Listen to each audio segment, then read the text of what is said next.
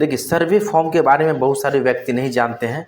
सर्वे form होता है उसके बारे में हम आपको बताएंगे, बस इस वीडियो में आप बने रहिएगा। देखिए हम कुछ हम आपको यहाँ पे बताएंगे कि क्या क्या आपको करना है, जितने भी फॉर्म है, ठीक है, उसको कैसे भरना है, ठीक है। ये ध्यान से देखिएगा, ठीक है। और थोड़ा स्पीड में हम बताएंगे, थोड़ा ध्यान दीजिएगा। देखिए ये स्व घोषणा पत्र है जिसको प्रपत्र 2 कहते हैं, ठीक है, वो है। यहाँ पे हम इसको बड़ा साइज में आपको यहाँ पे दिखता होगा।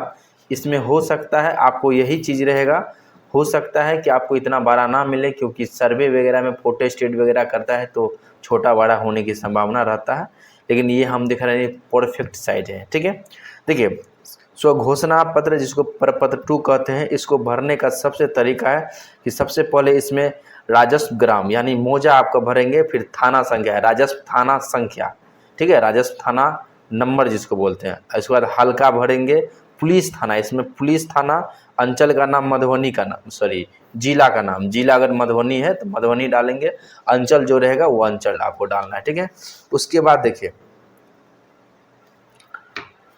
उसके बाद आप गौर कीजिएगा, ठीक है। देखिए यहाँ पे लिखा है रैयत का नाम, सह हिस्सेदारों का नाम, यानी रैयत का नाम देना है, हिस्सेदारों का नाम देना है, ठीक है ना, इतना देना है।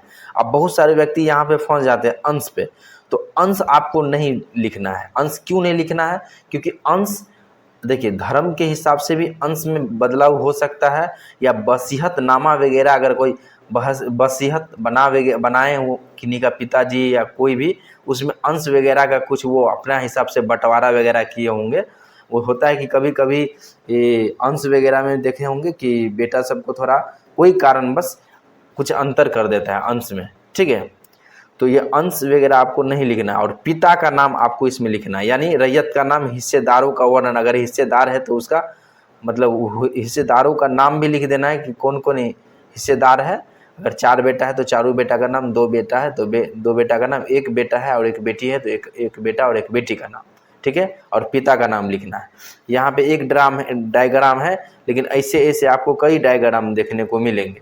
तो अगर आपको एक डायग्राम में नहीं होता है तो इसी फॉर्मेट, मतलब ऐसे खाना में, ये जो है ना, जैसे ये खाना ऐसे करके बना है, इतना ही खाना में 1 2 3 4 5 6 7 8 9 10 11 खाना बना के आप एक वाइट पेपर, सादा पेज यानी फोटो स्टेज यानी जीरोक्स वाले पेपर पे भी बना सकते हैं और अटैच करके दे सकते हैं, कोई दिक्कत नहीं है। और ध्यान रखिएगा यहाँ स्थान का नाम लिखिएगा, तिथि लिखिएगा यानी डेट, और रैयत का जो है ना, अगर सिग्नेचर करते रहेंगे तो सिग्नेचर करवाना है, नहीं तो अंगूठा निशान दिलवाना है, ठीक है। ये हो गया। और उसके बाद एक और फॉर्म है, देखिए एक फॉर्म है ये, जिसमें थोड़ा ये ध्यान दीजिएगा। चलिए इसको सेटिंग करके लेते हैं। ये थोड़ा हो सकता है आपको छोटा दिखे, हम आपको बताए हैं कि आपको थोड़ा छोटा बड़ा देखने को देख सकते हैं, ठीक है। इसमें गौर कीजिए, यहाँ पे लिखा है, ये तो क्या फॉर्म है बताना, आपको पता ही है कि वंश के आधार पर प्रत्येक उत्तराधिकारी का दखल मतलब दखल जो है उसके बारे में बता रहा है। देखिए कोई भी अगर मान के चले किसी का 4 बेटा है और वो आपसी बंटवारा वगैरह करके और अपना अपना बांट लिया है, और अपना अपना दखल जो भी दखल है, जो भी दखल कब्जा में है, उस पर अपना खेती बाड़ी या घर बना के रह रहे हैं, तो जितने अगर 4 बेटा है तो 4 5 है, 5 6 है तो 6, अगर मान के चले किसी का 5 है या 6 है, देखिए 1 2 3 4 5 6 दिया है, जरूरी नहीं कि 6 बेटा 6 भरना है, 1 है तो 1 ही, 2 है तो 2 ही, 3 है तो 3। अगर इससे ज़्यादा है तो आपको इसके लिए भी एक सादा पेज पर लेना होगा। क्या लेना होगा? अगर सादा पेज, उस पर इसी प्रकार डायग्राम आपको बनाना है, देखिए इसी प्रकार, और इतना स्पेस लेके पटरी से आप बना सकते हैं, कोई दिक्कत नहीं है, अटैच करके इसके साथ भी दे सकते हैं। अगर इससे ज़्यादा है तो, अगर 1 2 3 4 5 6 बच्चे हैं बेटा बेटी मिला के, तो इसमें ही हो जाएगा, कोई दिक्कत नहीं। अगर उससे अधिक है तो आपको उसके लिए अलग से काम करना होगा, ठीक है। इसमें देखिए रैयत का नाम, जिसको जो हिस्सा मिला है उसका नाम लिखना है, उसका पिता का नाम, जो कोई भी इनको जो ज़मीन मिला होगा पुश्तैनी वाला मिला होगा, ठीक है, यानी जो भी उत्तराधिकारी होंगे, यहाँ पे लिखा है, देखिए गौर कीजिएगा, उत्तराधिकारी यानी पिता से प्राप्त हुआ है, तो उनको जो है, जो व्यक्ति 4 भाई हैं, मान के चलिए हम मान लेते हैं एग्जाम्पल के लिए 2 ही भाई हैं, ठीक ना, तो वो पहला भाई का नाम इसमें आएगा, फिर इनका पिता क्या उत्तराधिकारी यानी पिता का ही संपत्ति है, इसको मिला है। तो यहाँ पिता का नाम, ये अस्थाई पता है, उसका पता लिखना है, खाता कौन से खाता में हिस्सा मिला है, मतलब खाता नंबर का है, खेसरा क्या है, और ज़मीन का जो है एरिया कितना है, यानी रकबा कितना है, एकड़ और डिसमिल में होगा, ठीक है। और ज़मीन का चौहद्दी, माइन जो है ज़मीन का लोकेशन ये होता है, इसी से लोकेशन तय होता है कि किस साइड से आपको इस प्लॉट में ज़मीन है। यानी प्लॉट तो है लेकिन बहुत बड़ा प्लॉट है, अगर 10 कट्ठा का प्लॉट है, अगर एक 2 कट्ठा का हिस्सा है तो किस साइड से, तो ये चौहद्दी लोकेशन तय कर रहा है, इसलिए चौहद्दी उसमें देना निश्चित रूप से दीजिएगा, भूलना आपको नहीं, ये याद रखिएगा, ठीक है। देखिए उसके बाद जमाबंदी संख्या, यानी जमाबंदी नंबर, जमाबंदी संख्या देना, और दूसरे भाई को भी दूसरा भाई का नाम देंगे, उस दोनों का तो पिता सेम ही है तो पिता का नाम देंगे, फिर अस्थाई पता देंगे, खाता खेसरा कितना ज़मीन है, एकड़ डिसमिल में वो चौहद्दी लिखना है, और फिर जमाबंदी नंबर सेम ही होगा, अगर एक ही पिता से प्राप्त हुआ है तो जमाबंदी नंबर सेम ही होगा। उसी प्रकार जितने होंगे भरना है, ज़्यादा होगा तो अलग से आपको पेपर लेना है, ठीक है। इसके साथ साथ देखिए इसमें आपको कुछ इसमें जानकारी भी दिया गया है, ये आप लोग जो है जो भी है इसको पढ़ लीजिएगा, ठीक है। इसमें हम आपको बता ही देते हैं, इसमें स्पष्ट किया गया है कि जो कब्जा जो है शांतिपूर्ण है, कोई विवाद नहीं है, ठीक है, मतलब विवाद मुक्त है, और ये अंकित जो वंशावली पर आधार, मतलब जो भी वंशावली है, वंशावली के आधार पर जो है ना उत्तराधिकार है, जो बंटवारा, मतलब उत्तराधिकार बंटवारा के, मतलब बंटवारा जो होता है ना, बंटवारा के हिसाब से जो है ना खाता खोलकर, मतलब जो भी बंटवारा करने के बाद ये जो हम आपको यहाँ पे लिखवाए हैं, बंटवारा करने के बाद इतना इतना इसको हिस्सा यानी शेयर है, यानी कहने का मतलब पट्टेदार है, ठीक है, मतलब हिस्सेदार बोलिए, ठीक है ना, हिस्सेदार है, तो मतलब ये है, ठीक है। तो वही इसमें स्पष्ट रूप से किया गया है, और इसमें स्पष्ट रूप से यहाँ भी लिखा गया खेसरा को प्रविष्टिकरण की दृष्टि कृपया करें, यानी बोलता है इसको जांच करने की आप जो भी है, क्योंकि नक्शा वगैरह भी सर्वे में जो है नक्शा वगैरह भी बनेगा, जिसको जितना दखल है जिस ज़मीन पे उस ज़मीन का नक्शा वगैरह सारा बनना है, तो बोलता है इसको जांच करें, और पूरे रूप से इसको बोला गया, और इसके साथ साथ दस्तावेज जांच किया जाएगा, ठीक है। उसके बाद देखिए दस्तावेज वगैरह कुछ नहीं, इसके साथ देना है, जैसे मृत्यु जमाबंदी रैयत की मृत्यु की तिथि, अगर मान के चले जिनका पिताजी मर गए हैं तो किस वर्ष मरे और क्या डेट था, ठीक है, वो लिख देना है। लगभग में लिख सकते हैं, अगर जानकारी नहीं है तो लगभग में लिख सकते हैं, कोई दिक्कत नहीं है। मृत्यु प्रमाण पत्र तो बहुत अच्छा, नहीं है तो लगभग में आप लिख सकते हैं, देखिएगा किसके आसपास है, ठीक ना, उतना कोई दिक्कत वाली बात नहीं, डरने वाली बात नहीं है। जमाबंदी संख्या और जो है जमाबंदी संख्या है वो अगर मालगुजारी यानी रसीद वगैरह है जितना वर्ष का है वो आप जो है लगा दीजिएगा, अगर कोई दिक्कत नहीं तो लास्ट ईयर का जो लास्ट कटा है वो लगा दीजिएगा। खतियान का नकल यानी खतियान का फोटो स्टेट लगा दीजिएगा यदि उपलब्ध है तो, ठीक है। दावाकृति भूमि से संबंधित दस्तावेजों की विवरण, यानी दावा आप मतलब दावा किस तौर पे कर रहे हैं, ठीक है ना, दावाकृति यानी जो भी आपका ज़मीन पे जिस पे अधिकार है, जिस हिसाब से अधिकार है उसका विवरण आपको देना होगा, यानी जो भी है, यानी उत्तराधिकारी है तो उत्तराधिकारी का जो विवरण है यानी उसे आपको लिंक करना होगा, तो वंशावली वगैरह लिंक हो जाता है, और आपको वोटर आईडी कार्ड आधार कार्ड वगैरह से लिंक हो जाता है, ठीक है। अगर समक्ष न्यायालय के आदेश हो तो आदेश के, यानी अगर ज़मीन पे केस वगैरह है, आप कुछ इस प्रकार से है, आपको केस से कुछ ऐसे जजमेंट वगैरह मिला है तो वो भी लगा सकते हैं, ठीक है। और उसके बाद अगर ये ज़मीन जो है आपको जैसे ऐसे हित अर्जन के द्वारा अगर मिला है, मतलब उनको मिला है और उनका मृत्यु हो गया है, तो उनका बारिश होने का जो है ना संबंध आपको दिखलाना होगा, तो वो आधार कार्ड वगैरह से हो जाता है, तो आधार कार्ड वगैरह आप लगा सकते हैं, आधार कार्ड वोटर आईडी कार्ड, और यहाँ पे सिग्नेचर वगैरह कर देंगे, ठीक है, सिग्नेचर करके अपना पूरा पता लिख देंगे, यही है। और उसके आगे हम चलेंगे, देखिए एक फॉर्म और है, ये फॉर्म जो है बहुत सारे व्यक्ति कन्फ्यूज करते हैं इस फॉर्म में, ये फॉर्म आपको गौर से देखना है, ये अगर समझ जाएंगे तो आपको सारा टेंशन खत्म।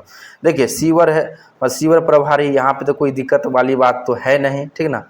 अंचल जिला लिख देंगे, यहाँ पे बहुत सारे व्यक्ति कन्फ्यूज करते हैं। देखिए इसमें आपको वही करना है कि जितने व्यक्ति जमीन जो भी आपके पिता से जमीन मिला हो या दादा परदादा यानी पिता से ही मिला होगा, तो जितने व्यक्ति जोत रहा है कर रहा है उन व्यक्ति का नाम लिखाएगा। अगर वो नहीं है, वो मृत्यु हो गए हैं, तो उसका पुत्र या पुत्री या पत्नी ही होगा, पुत्र को मिलेगा पुत्री या पत्नी होगा। अगर मान के चले पत्नी नहीं, पुत्र पुत्री नहीं हुआ होगा तो पत्नी होगा, तो पत्नी उसको जोतता होगा, ठीक है, तो वो भी हो सकता है कंडीशन में न। और जो भी है तो उसी प्रकार सेम है, कोई ऐसा बात नहीं। तो अगर तीन जितने हैं, अगर मान के चलिए 2 है तो 2 का नाम 3, अगर पूरे ज़मीन में 3 आदमी का हिस्सा है तो तीनों आप भरेंगे, ठीक है। अगर इससे अधिक है तो आप इसमें भी क्या कर सकते हैं, कॉलम जो 3 कॉलम है ना, आप एक्स्ट्रा अगर कॉलम बना के वाइट पेपर पे उसको जो है ना ऐसे ही आप बना सकते हैं। बस नाम लिख दीजिएगा। अगर उसका मर गए हैं, उसका पुत्र या पुत्री या पत्नी है, अगर वो जोत रहे हैं, अगर बच्चा नाबालिग हो सकता है तो पत्नी उसको देखभाल करेगी, तो पत्नी है तो पत्नी का नाम भी लिख सकते हैं, ठीक है ना। लेकिन जितने व्यक्ति जोत रहे हैं इसमें नाम लिखेंगे, अगर वो नहीं है तो उनका नाम तो लिखना ही है। लेकिन यहाँ संबंध जो भी रहेगा, पुत्र रहेगा तो पुत्र में टिक लगा के पुत्र का नाम लिखेंगे, पुत्री रहेगा तो पुत्री में टिक लगा के उसका नाम लिखेगा। अगर पत्नी रहेगा तो पत्नी, हो सकता है बच्चा हो, नाबालिग हो, पत्नी उसको देख रेख करता हो, तो ये सब ध्यान रखना है। तो जितने व्यक्ति हैं उतना का नाम भरना है। अगर वो ध्यान से उनका हो गया है तो उनका पुत्र पुत्री या पत्नी है। और उसके अलावा हो सकता है कि वो मर गया हो, ठीक है, या कुछ उस प्रकार से हो गया हो, तो ये कंडीशन हम इस कंडीशन में आप ये सब काम कर सकते हैं, नहीं था कोई बात नहीं। उसके बाद कुछ नहीं है, बेसिक चीज़ है। जैसे अगर पुत्री हो या पत्नी हो, उसका नाम अगर लिखना चाहेंगे तो वो भी आप इसमें दर्शा सकते हैं। निवास कहाँ है, मतलब निवास स्थान क्या है, निवासी कहाँ का है, निवासी में क्या है, ग्राम आ जाएगा, थाना, अंचल, जिला लिखना है, और जाति जरूर लिखना है। जाति वगैरह जो बनता है ना, आपको इसमें बहुत ये सब मदद करता है, जाति वगैरह सब आपको लिखना होगा।